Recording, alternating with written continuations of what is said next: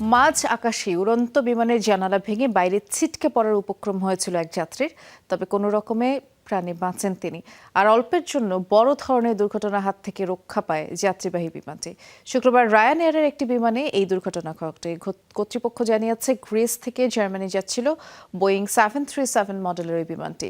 ওড়ার কিছুক্ষণ পরই এটি প্রায় 9,000 ফিট উচ্চতায় পৌঁছায়। এ সময় বিকট শব্দের একটি জানালা ভেঙে যায়, আর বাতাসের ধাক্কায় ওই ভাঙা জানালার পাশে বসা যাত্রী ছিটকে পড়েন বাইরের দিকে।